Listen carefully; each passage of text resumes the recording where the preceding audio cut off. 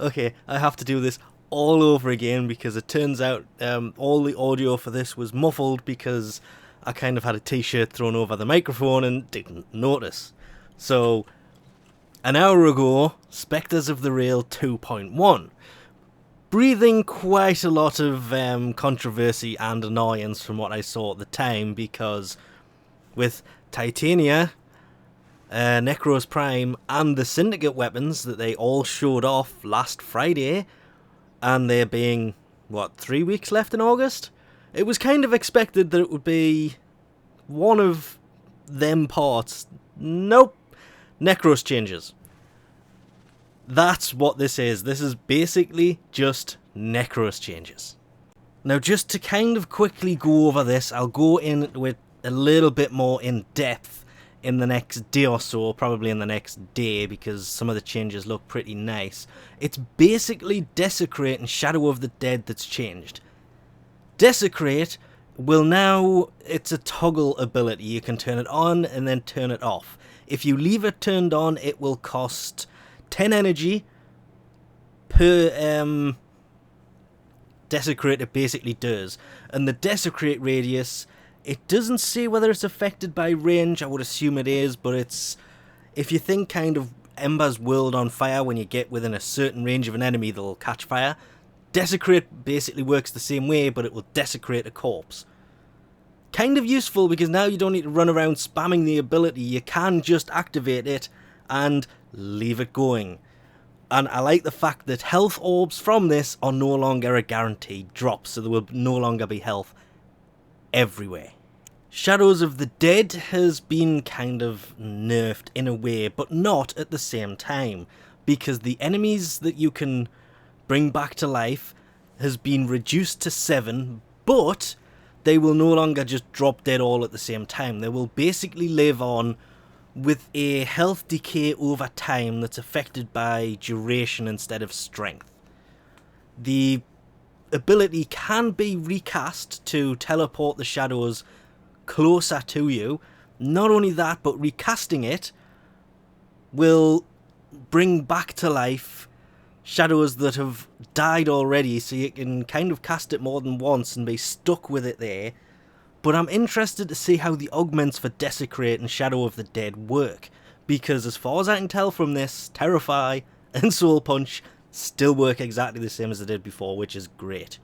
One of the big things that has been fixed in this, at least for me, and I know there was a lot of people for this when Update 2 actually came out, but if you have this situation going on with your Cephalon Fragment scan, where the Derelict, you got 3 scans, one for this one for this one, and one for this one. You couldn't scan anymore. It glitched it out. You could get 1 scan per thing, and there's 3 of them, and there's not. There's supposed to be more than this.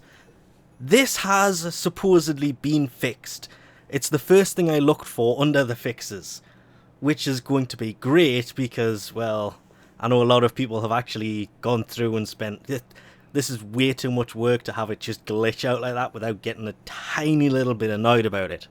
I'll also put a link in the description below to the forum post with a list of all the changes and mainly the fixes, because there is a few fixes. The fix, the credit reward from the Dark Sector being cut in half, that's been fixed.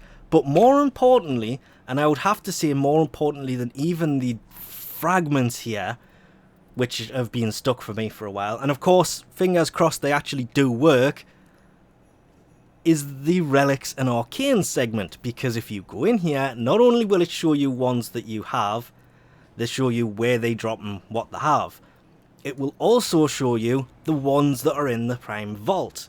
I'm assuming from everything I'm reading here that it's... if you've discovered them and used them up, it'll still show them. Which is just straight up weird.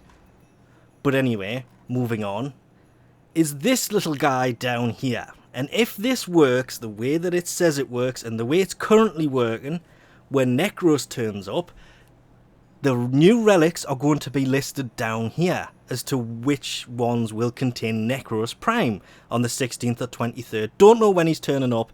Please don't ask. I would like to say the 16th, possibly it's going to be the 23rd because that's when Nyx goes into the Prime Vault. Well, her relics do anyway. Anyway, this is one I don't have. I haven't used it. Therefore, this is one I've never had.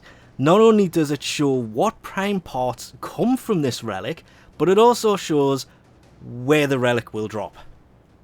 This is great because this means when Nekros turns up, it's going to be easier to find where the relics drop to actually be able to go and farm for Nekros Prime, because to get the Prime stuff now, you've got to get the relic, then level it up if you want a better chance of getting the rare stuff, and it just means that whole process is going to be just a little bit easier because you're actually going to be able to see what relics you don't have right here, which is going to be, I'm hoping, is going to be incredibly amazing.